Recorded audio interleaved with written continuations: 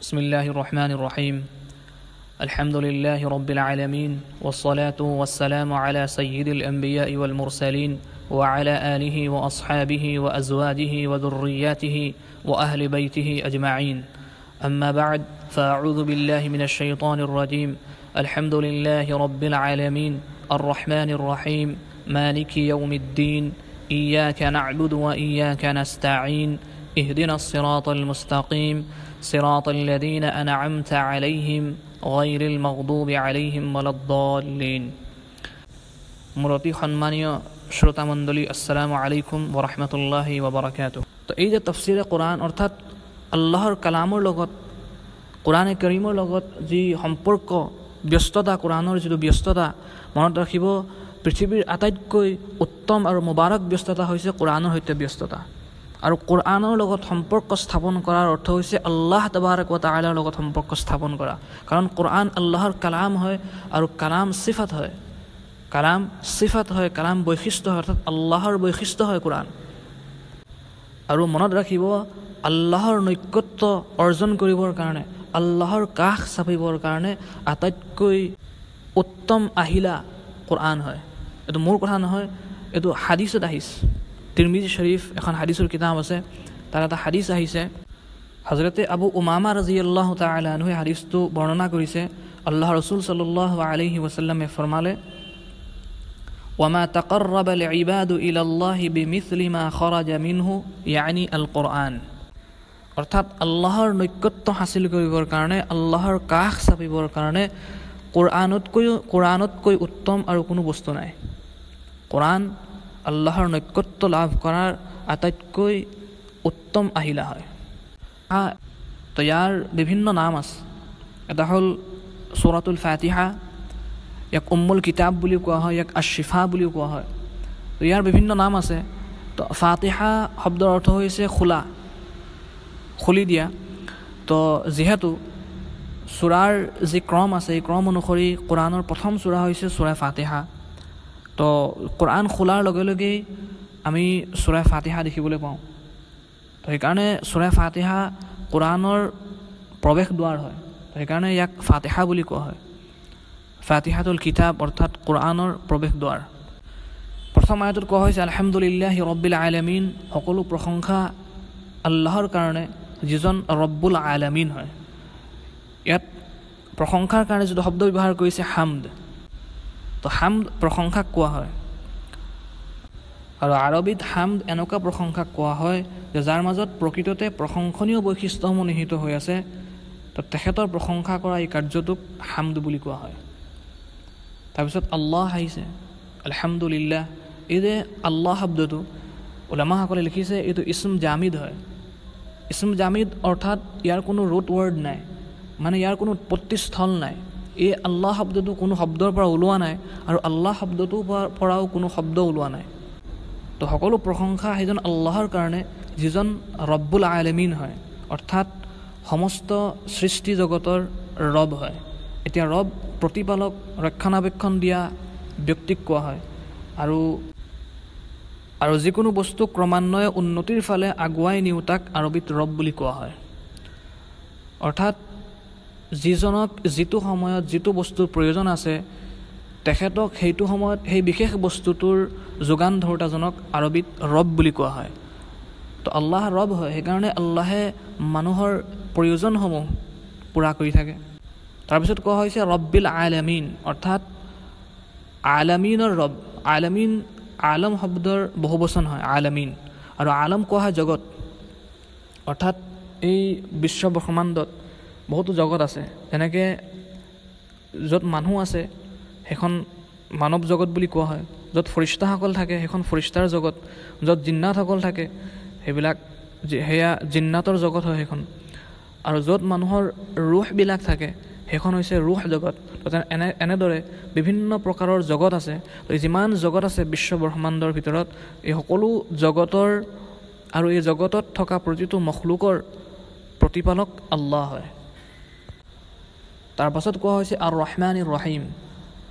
এই দুইটা সুপাৰলেটিভ ডিগ্ৰী হয়, অৰ্থাৎ ইয়াত আল্লাহৰ কৰোণা আৰু আল্লাহৰ দয়া অত্যাধিক মাত্ৰাত বৰ্ণনা কৰা হৈছে।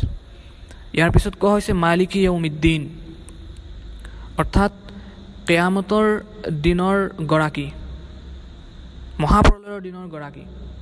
এটা প্ৰশ্ন হ'ব পাৰে যে আজিৰ দিন অৰ্থাৎ দুনিয়াৰ এই দিন যিবিলাক দিন আছে এই দিনবিলাকৰ আল্লাহ গৰাকী নহয় নেকি?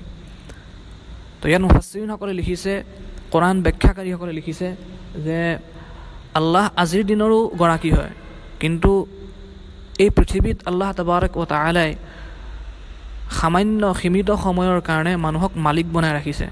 ধৰক এখন দোকানৰ মালিক, কোনোবা এজন আছে যি নিজৰ ঘৰৰ মালিক, কোনোবা গাড়ীৰ মালিক, কোনোবা বাইকৰ মালিক, বা কোনোবা মোবাইল, PC এটচেট্ৰা।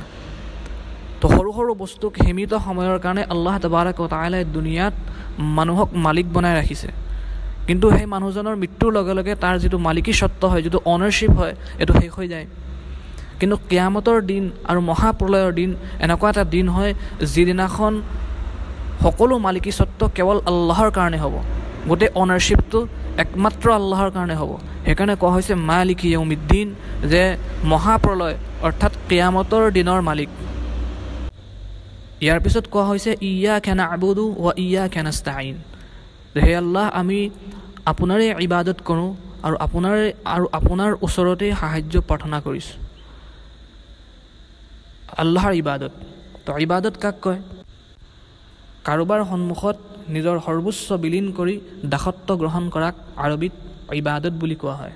অৰ্থাৎ আমি আল্লাহৰ দাস হয়, আমি দাসত্ব গ্ৰহণ কৰিছোঁ আৰু নিজৰ সৰ্বোচ্চ বিলীন কৰি পেলাই আল্লাহৰ সন্মুখত নিজৰ দাসত্ব গ্ৰহণ কৰিছোঁ। আৰু ইয়াত আমি শব্দটো ব্যৱহাৰ কৰা হৈছে, না'বুদু, অৰ্থাৎ আমি আপোনাৰ ইবাদত কৰোঁ। তো মই বুলি কোৱা নাই। তো মই বুলি যদি ইয়াত কোৱা হয়, তো মুফাssiৰিনসকলে লিখিছে হয়তো সেই যিজনে এই কথাষাৰ কৈ আছে, তো সেইজনৰ দিলত, সেইজনৰ ভিতৰত অহংকাৰ আহিব পাৰে যে মই ইবাদত গুজাৰ হয়, মই বহুত ডাঙৰ ইবাদত গুজাৰ, মই আল্লাহৰ ইবাদত কৰি আছোঁ। তো সেই মানুহজনৰ এই অহংকাৰটো ভাঙিবৰ কাৰণে, অহংকাৰক চূৰ্ণ বিচূৰ্ণ কৰিবৰ কাৰণে আল্লাহ তাবাৰক ও তাআলাই আমি শব্দটো ব্যৱহাৰ কৰিবলৈ কৈছে, যে আল্লাহ আমি আপোনাৰ ইবাদত কৰি আছোঁ, আমি আপোনাৰ ইবাদত কৰোঁ। অৰ্থাৎ দুনিয়াত বহুত ইবাদতকাৰী আছে, তো সেই সকলোসমূহ ইবাদতকাৰীৰ ভিতৰত মই এজন নিকৃষ্ট আৰু ন্যূনতম ইবাদতকাৰী হয়। আৰু মনত ৰাখিব, ইবাদত আল্লাহৰ এটা বহুত ডাঙৰ দান হয়, আল্লাহৰ এক বিশেষ দান হয়। শয়তানক আল্লাহ তাবাৰক ও তাআলাই নিজৰ দৰবাৰৰ পৰা বহিষ্কাৰ কৰিছিলে। এতিয়া শয়তানে আল্লাহৰ ওচৰত এটা বহুত ডাঙৰ চেলেঞ্জ কৰি আহিছে, এটা প্ৰতিজ্ঞা কৰি থৈ আহিছে। শয়তানে কৈছিলে ফাবিইজ্জাতিক লাউগৱিয়ান্নাহুম আজমাইন, শয়তানে কৈছিলে যে আল্লাহ আপোনাৰ ইজ্জতৰ কসম, আপোনাৰ মৰ্যাদা আৰু আপোনাৰ সন্মানৰ কসম, মই জৰুৰ আপোনাৰ বান্দাবিলাকক আৰু সমগ্ৰ মানৱ মণ্ডলীক পথভ্ৰষ্ট কৰি দিম। এইটো শয়তানে চেলেঞ্জ কৰি থৈ আহিছে আল্লাহৰ ওচৰত। তাৰপিছত কৈছে ইল্লা ইবাদাকা মিনহুমুল মুখলাছিন, কিন্তু যিসকল বান্দাহক আপুনি আপোনাৰ ইবাদতৰ কাৰণে নিৰ্বাচন কৰি ল'ব, সেইসকলক মই একো কৰিব নোৱাৰোঁ। অৰ্থাৎ আল্লাহৰ ইবাদতৰ গুৰুত্বটো চাওক, আল্লাহে যদি কাৰোবাক আল্লাহৰ ইবাদতৰ তৌফিক দি দিয়ে, এইটো বহুত ডাঙৰ কথা হয়, যে শয়তানৰ প্ৰৰোচনাৰ পৰা সেইজন ব্যক্তি সুৰক্ষিত হৈ থাকিব। ইয়াৰ পিছত কোৱা হৈছে ওয়া ইয়্যাকা নাস্তাঈন, আৰু আমি আপোনাৰ ওচৰতে সাহায্য প্ৰাৰ্থনা কৰোঁ। ইয়াত কোৱা হৈছে ইস্তিআনাত। ইস্তিআনাত কোৱা হয় প্ৰকৃত সাহায্যকাৰী বুলি ভাবি কাৰোবাৰ ওচৰত সাহায্য প্ৰাৰ্থনা কৰা, কাৰোবাক হকীকী আৰু প্ৰকৃত সাহায্যকাৰী বুলি ভাবি পেলাই সাহায্য প্ৰাৰ্থনা কৰা, সাহায্যৰ কাৰণে দোৱা কৰা কাৰোবাৰ ওচৰত, এইটো কোৱা হয় ইস্তিআনাত। তো ইস্তিআনাত অৰ্থাৎ সাহায্য প্ৰাৰ্থনা কেৱল মাত্ৰ আল্লাহৰ কাৰণে জায়েজ আছে, আল্লাহৰ ওচৰত সাহায্য প্ৰাৰ্থনা কৰিব লাগিব। বাকী কোনো মখলুকৰ ওচৰত সাহায্য প্ৰাৰ্থনা কৰা মনত ৰাখিব শিৰক হয়। গতিকে সাহায্য দোৱা অকল আল্লাহৰ ওচৰত কৰিব লাগিব। ইয়াৰ পিছত কোৱা হৈছে ইহদিনা সিৰাতাল মুস্তাকিম, এই আল্লাহ আপুনি আমাক চিধা ৰাস্তা দেখুৱাওক, চিধা ৰাস্তাৰ হিদায়ত দিয়ক। হিদায়তৰ অৰ্থ হৈছে অতি মৰমেৰে কাৰোবাক পথ প্ৰদৰ্শন কৰা, অতি মৰমেৰে কাৰোবাক পথ প্ৰদৰ্শন কৰা। আৰু ইয়াত কোৱা হৈছে সিৰাতে মুস্তাকিম, অৰ্থাৎ সঠিক পথ। এই যিহেতু সিৰাত কোৱা হৈছে, এই সিৰাত শব্দটোৰ অৰ্থ হৈছে ৰাস্তা। ইমাম ইবনু কাইয়িম ৰহমতুল্লাহ আলাইহে কৈছে সিৰাত সেইটো ৰাস্তাক কোৱা হয় যিটো ৰাস্তাৰ 5টা বৈশিষ্ট্য আছে, যিটো ৰাস্তাৰ 5টা বৈশিষ্ট্য আছে। নম্বৰ 1, যিটো ৰাস্তা একেবাৰে চিধা হয়, মানে বেকা বেকি নহয়। নম্বৰ 2, যিটো ৰাস্তাইদি গ'লে মানুহজন গন্তব্য স্থান গৈ পাবগৈ। নম্বৰ 3, যিটো ৰাস্তা বাকী ৰাস্তাবিলাকৰ তুলনাত চুটি হ'ব, অৰ্থাৎ শ্বৰ্ট হ'ব। নম্বৰ 4, যিটো ৰাস্তা খুবেই আহল বহল, অৰ্থাৎ সেই ৰাস্তাটোৱেদি যাবলৈ যাত্ৰীৰ যাতে কোনো কষ্ট নহয়। আৰু নম্বৰ 5, সেই বিশেষ গন্তব্য স্থান পাবৰ কাৰণে এইটোৱে একমাত্ৰ ৰাস্তা হ'ব লাগিব, অৰ্থাৎ ইয়াৰ বাহিৰে আৰু বেলেগ কোনো ৰাস্তা থাকিব নালাগিব। তো যিটো ৰাস্তাত এই 5টা বৈশিষ্ট্য থাকিব সেইটোক আৰবীত চিৰাত বুলি কোৱা হয়। তো ইয়াত কোৱা হৈছে চিৰাতে মুস্তাকিমৰ আমাক হিদায়ত দিয়ক, অৰ্থাৎ চিৰাতে মুস্তাকিম আমাক দেখুৱাওক। তো ইয়াত মুফাssirinসকলে লিখিছে যে চিৰাতে মুস্তাকিমৰ অৰ্থ হৈছে দীনে ইছলাম, অৰ্থাৎ দীনে ইছলামৰ আপুনি আমাক হিদায়ত দান কৰক। আল্লাহৰ ওচৰত দোৱা কৰা হৈছে, অৰ্থাৎ দীনে ইছলামৰ ওপৰত চলিবৰ কাৰণে আপুনি আমাক হিদায়ত দান কৰক। তাৰ পিছৰ আয়াতত কোৱা হৈছে চিৰাতাল লাযীনা আনআমতা আলাইহিম, সেইসকলৰ ৰাস্তা যিসকলৰ ওপৰত আপোনাৰ ইনাম হৈছে, অৰ্থাৎ যিসকলক আপুনি পুৰস্কৃত কৰিছে। তো এই পুৰস্কৃত ব্যক্তিসকল, এই পুৰস্কৃত লোকসকল কোন হয়? মুফাssirinসকলে লিখিছে পুৰস্কৃত লোক 4 প্ৰকাৰৰ, 4টা দল যি আল্লাহৰ পুৰস্কৃত হয়।